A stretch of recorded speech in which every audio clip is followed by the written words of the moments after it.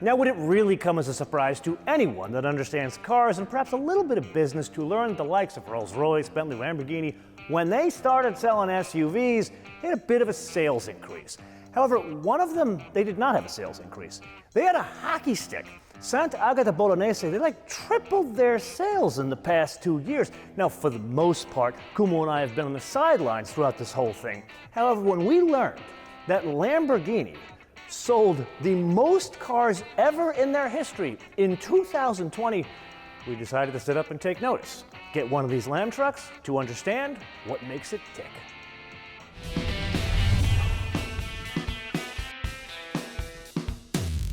Okay, so first things first, that may be a Lamborghini, but it is not a 10-cylinder engine, and it is not a 12-cylinder engine.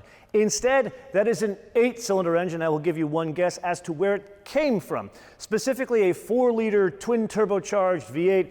That should sound very familiar. However, in this application, it is tuned to 650 horsepower and 627 pound-feet of torque. This being an SUV, it drives only all 4 wheels. Now, you're probably a couple of steps ahead of me here, thinking, well, there's other cars you and I have driven that this is related to. What are some other bits that are similar? Well, wheelbase is one of them. It's almost identical to the RS Q8 and within millimeters to the Bentley Bentayga. Then there's some other fancy bits that make the trip down to Santa A'gata Bolognese, like 4-wheel steering in a large SUV that's very tall. Then there's fuel economy. You want to talk about fuel economy? 12, 17, 14. Yes, we should press on to performance figures. And there, it's a Lamborghini, even though it doesn't have 10 cylinders. 3.1 seconds to 60 and 190 miles an hour VMAX. Admittedly, this may feel like a bit of deja vu, but there is a specific number.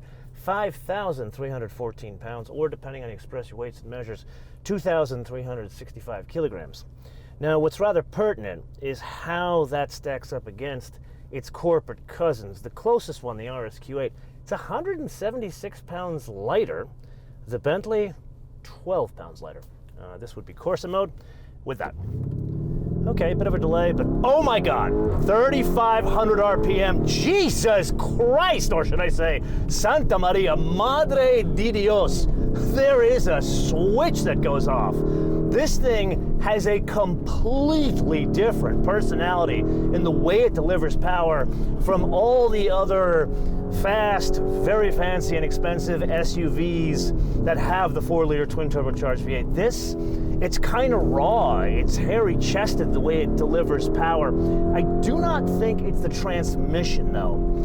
If you dig to the spec sheets of this and say the RS Q8 as well as the Bentley, everything is pretty much the same, at least on paper. And one of the big things is that Tiptronic. But here it feels like the Tiptronic, it's more mechanical in the nature of its shifts.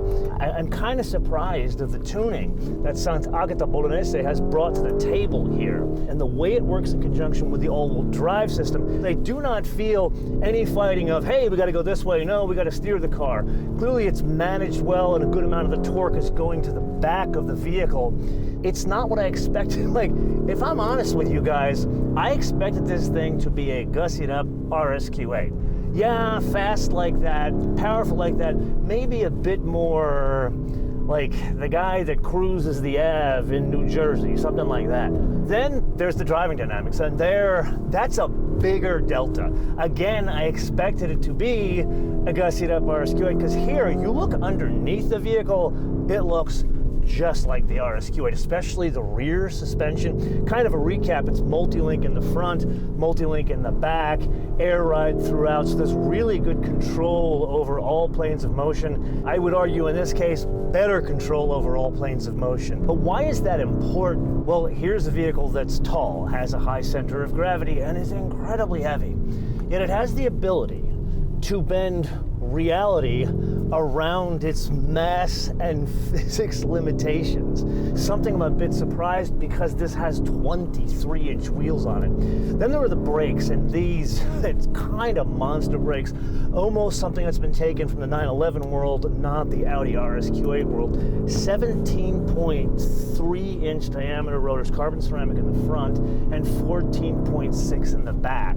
And that enables this thing to bend the space-time continuum. Like, look how fast I'm pushing this thing on narrow canyon roads. You know what? Forget that. I'm going to use one of my old reliable analogies to put this a bit of a different way.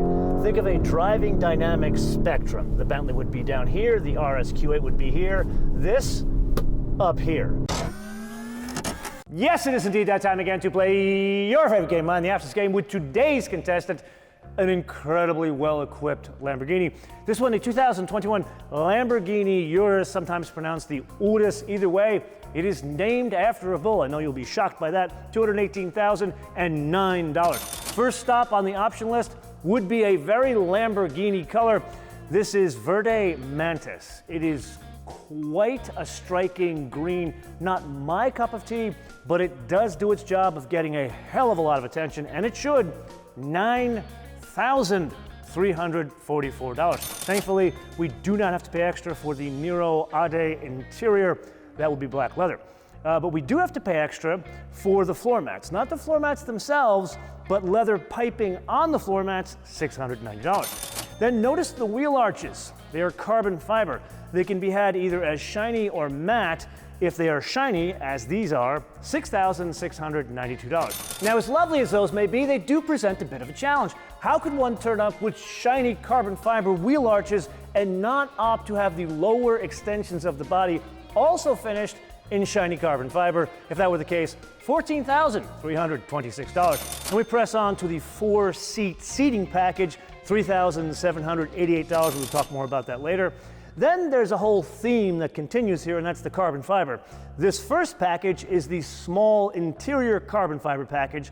That is carbon fiber on the dashboard and around the screen, $2,778. Then the full comfort seat package. This is a combination of the massage function as well as more adjustments. Think things like bolsters, as well as increasing or decreasing the length of the seat bottom, $3,157. Then, continuing in the dress-up of the exterior of the vehicle, the calipers in green, $1,262. Then, one of my favorite options that we have from other cars like Porsche as well as Mercedes, this is the advanced 3D Bang & Olufsen stereo system, $6,313. Then look at the seats with the embroidery on the headrest of the Bull logo. That is an additional $956. Then we've paid for carbon fiber on the dash, but we haven't paid for carbon fiber on the HVAC vents, $1,010. And then the sunshine package. I don't know exactly what this is, but my guess would be the electric sunshades on the rear door,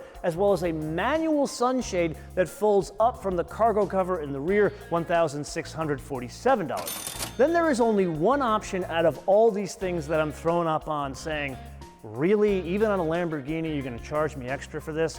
And that would be the off-road modes. You know how they give us the off-road modes in cars that are a third the price of this? Here, to get the sand, dirt, and snow mode, one must pay an additional $637. Please give me a break and fix that. At least Apple CarPlay is fitted as standard.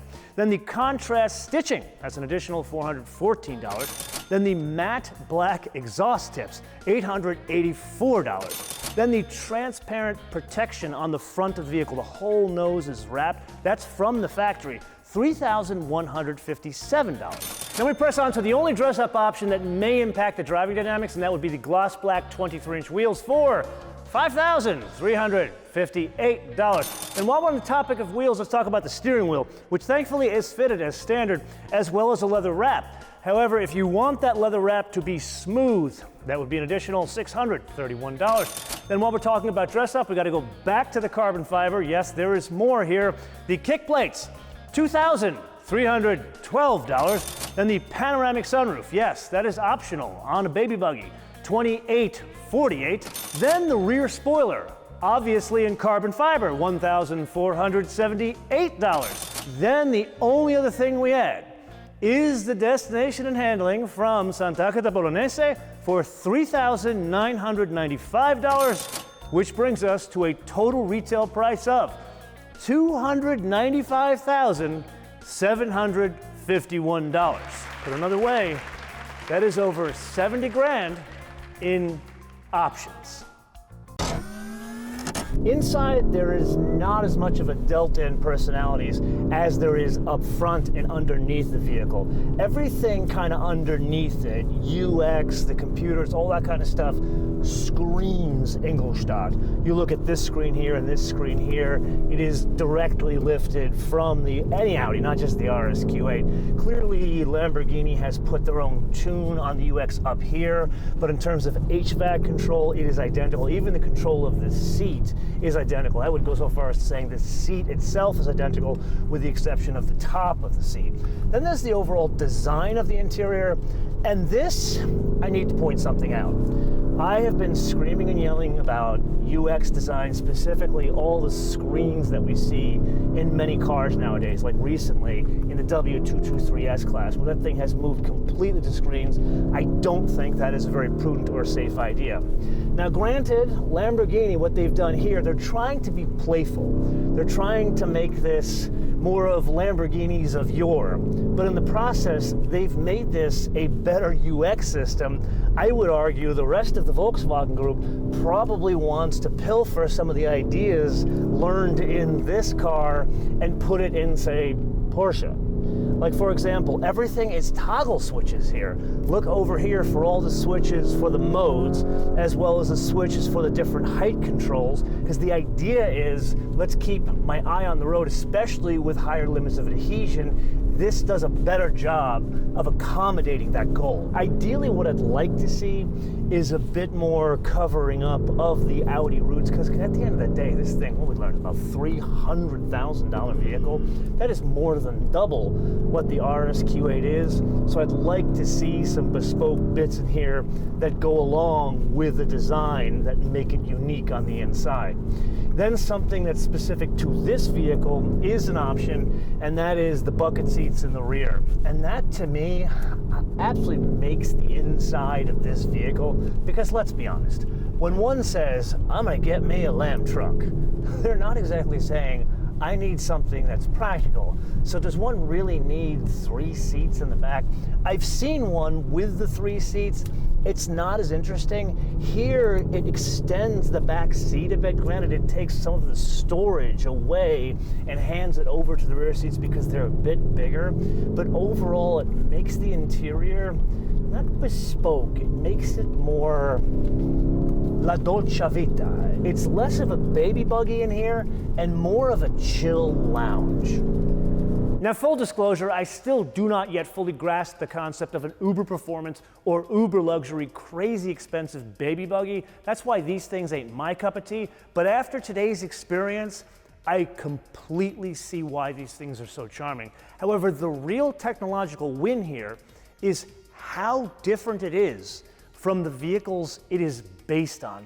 That is the thing one does not expect, and that's probably why it's so enchanting to folks who are more Lamborghini folks, not Audi or Bentley folks. Which brings us to the wish list. And here, believe it or not, I'm not going to bitch and moan about 48-volt electrical systems. Instead, let's talk about old world things like design and engines. I can totally see that the business case wasn't proven when this thing was first brought to the board of management of the Volkswagen Group. But now clearly it is a proven business case. So for the next derivation of this vehicle, how about building more of a delta between this, the Bentley, the Audi, and the Porsche? And I have 2 specific suggestions. First one is old school, design. Yes, it's cool looking, but it looks a hell of a lot like the RS Q8. How about changing the design to make it look more like a Lamborghini, especially in the daylight opening? Then the second, it's a Lamborghini. Why not make it 10 cylinders? I get you took the platform from something else that already had the V8 in the mix, but the Bentley gets a 12 cylinder. How about this one? Shoehorning the 10-cylinder and really giving its own Lamborghini personality that only Lamborghini can come up with.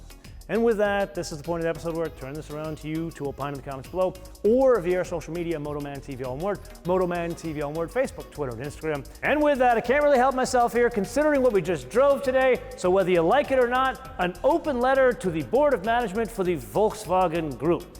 Considering this works so well, remember that Lamborghini Stoke concept car? It was like this long, cool proportion, four-door Lamborghini, almost like the late 70s, early 80s Townsend-designed Lagonda. How about bringing that thing to life? Now, before you laugh at me, you already have all the bits in-house at other cousins of Lamborghini within the Volkswagen Group. Like a Taycan platform, could make an electric version of it. Or better yet, for us car guys, how about like a Panamera with an Stoke body and a 10-cylinder engine? And if I'm really gonna get greedy, how about a manual transmission? You and I both know that would work and work incredibly well.